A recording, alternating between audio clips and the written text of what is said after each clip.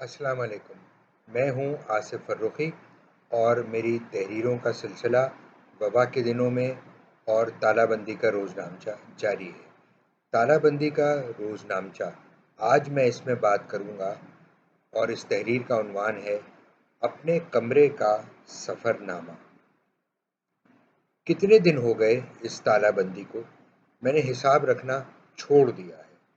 حساب کا بھلا کیا فائدہ؟ اس کا کوئی واضح اختتام سامنے نظر نہیں آ رہا۔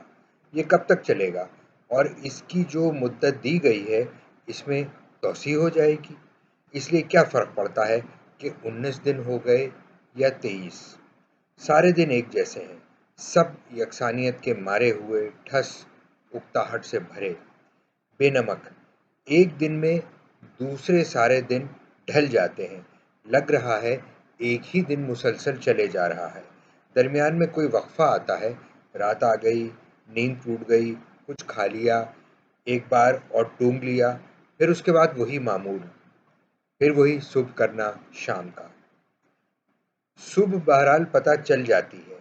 صبح اٹھ کر دن کے معمول میں داخل ہونے کی کوشش کرتا ہوں۔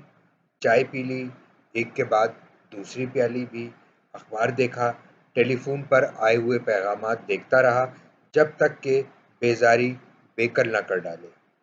پھر میں کمرے کے اندر چلنا شروع کر دیتا ہوں۔ ایک دروازے سے داخل ہوتا ہوں، چکر لگاتا ہوں اور واپس نکل جاتا ہوں، دوبارہ یہی کرنے کے لیے۔ صبح سویرے چہل قدمی کا میں ایک عادی کبھی نہ بن سکا۔ سستی کا شکار ہوتے دیر نہیں لگتی، مگر اب کمرے میں ادھر سے ادھر گھومنا میری چہل قدمی بن گئی ہے، اور تالہ بندی کے دنوں میں اسی پر عمل کر رہا ہوں، باقاعدگی کے ساتھ، کوئی اعلیٰ مقصد کے لیے نہیں، بلکہ یوں کہ میرے پاس کرنے کے لیے یہی چند کام بچے ہیں۔ میں کوشش کرتا ہوں کہ ہر کام باقاعدگی سے کروں، اس لیے نہیں کہ مجھے سلیقہ مندی کی عادت ہے، مگر ایک ترتیب کے خاطر۔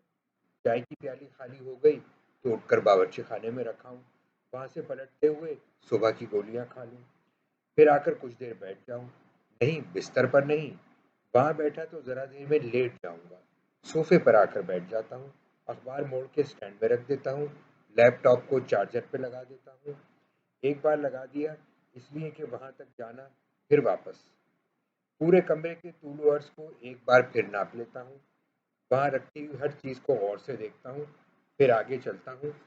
یہی کرنا ہے دن بھر۔ راستے میں رکھی ہوئی چیزوں سے میں ٹکراتا تو نہیں، لیکن کئی بار چونک پڑتا ہوں کہ اچھا یہ یہاں رکھی ہوئی ہے۔ چیزوں کی ترتیب ذہن میں بٹھانے کی کوشش کرتا ہوں، کون سی چیز کہاں ہے، اس کا فاصلہ کتنا ہے، اس کے بعد کیا آئے گا۔ ایسی بات نہیں کہ میں بھائی بھلکڑ بن گیا ہوں۔ پھر اس مکان میں مجھے آئے ہوئے کئی مہینے ہو گئے، اب تک سب چیزوں کی جگہ ذہن نشین ہو جانا چاہیے تھی، اور پھر چیزیں اپنی جگہ خود تو نہیں بدلتی ہیں، ضرور یہ میں نے ہی کیا ہوگا۔ پھر اپنی بھول پر شرمندہ ہو جاتا ہوں۔ ہر چیز کی جگہ کے ساتھ فاصلہ بھی بہت اہم ہے، کون سی چیز کتنی دوری پر۔ پچھلے مکان میں جہاں میں رہتا تھا، اب غور کرتا ہوں تو اس کا محض ایک حصہ تھا جو زیادہ تر استعمال میں آتا تھا، باقی جگہ اضافی تھی، پابندی کوئی نہیں تھی، مگر کام میں نہیں آتی تھی یا کم آتی تھی۔ اس مکان میں بھی پورا رقبہ چاہے جتنا ہو، میرے زیادہ چلنے پھرنے کی جگہ کا تناسب اتنا ہی ہے۔ میں حساب لگا لیتا ہوں کہ مجھے کتنی جگہ درکار ہے، اس جگہ میں گھومتا چلا جاتا ہوں، ساری چیزوں کو دیکھتا ہوں۔ میں چلتا ہوں، مگر مجھے لگتا ہے میرے قدموں میں کسی اور کی آہٹ بھی شامل ہے، میرے ساتھ کوئی اور بھی چل رہا ہے، ماضی کے دھندلکے سے آیا ہوا، وہم و گمان میں شامل ہو جانے والا۔ پھر خیال آتا ہے کہ ارے یہ تو چیخوف کی کہانی کا کردار ہے جو ایک شرط لگا کر اپنے آپ کو ایک کمرے میں بند کر لیتا ہے، وہ تمام مدت اسے کمرے میں اپنے آپ کو تالا بند کر کے گزارتا ہے، یہ پابندی اس کی اپنی قبول کرتا ہے، کسی سرکاری حکم یا جبر کا نتیجہ نہیں، اور اس میں مبتلا بھی وہ خود ہے، اپنے آپ اکیلا۔ دوسرے تمام لوگوں کو وہ آزاد اور معمول کے مطابق ہنستے بولتے دیکھ سکتا ہے یا سوچ سکتا ہے، اسے صحت کی خرابی یا کسی وبا کا شکار ہونے کا خوف نہیں، جو جو اس کی شرط کی مدت گزرتی جا رہی ہے، نوجوان وکیل کا مزاج تبدیل ہونے لگتا ہے۔ کتابیں پڑھنے کے شوق کی جگہ شراب اور نیند اس پر حاوی آ جاتی ہے اور وہ انسانوں سے بیزار ہونے لگتا ہے۔ 15 سال دور کی بات ہے، کتنے دن کے اندر یہ کیفیت ایسے شخص میں پیدا ہو سکتی ہے جو اس سے پہلے اچھا بھلا تھا۔ مجھے اس حال پر پہنچنے میں کتنا وقت لگے گا؟ آخر تک پہنچنے میں جتنا بھی وقت لگے، کیا اس انجام کا آغاز نہیں ہو گیا؟ چیخوف اور یہ زندگی کو نچوڑ کر رکھ دینے والی شرط۔ مجھے اس کی اور کہانیاں زیادہ پسند ہیں۔ میں اپنے آپ سے باتیں کر رہا ہوں۔ کمرے میں ٹہلنے کے دوران مجھے قدموں کی چاپ میں کوئی اور آواز بھی مدھم سی سنائی دیتی ہے۔ لکھنے کی میز، کتابوں کی الماری، صوفہ، الماری کے اوپر رکھی ہوئی چند تصویریں، سجاوٹ کا سامان، میں ان سب کو دیکھتا ہوا گزرتا ہوں۔ یہ آواز کتابوں میں سے نہیں آ رہی۔ بہت دیر اور بہت سے نپے تلے قدموں کے بعد ایک کتاب کا خیال آتا ہے جس پر برسوں پہلے سرسری نظر ڈالی تھی۔ اس کے بارے میں یہی یاد رہ گیا کہ وہ کس قدر عجیب تھی۔ اس کا بھی یہی نام تھا، اپنے کمرے کے گرد ایک سفر۔ خدا جانے کیا معاملہ تھا کہ ہاوییر ڈی مائسترے نے اپنے آپ کو ایک کمرے میں بند کر لیا۔ پھر اس دوران اس نے کمرے پر نظر غائب ڈالی اور اس کے بارے میں ایک رہنما کتاب لکھ ڈالی۔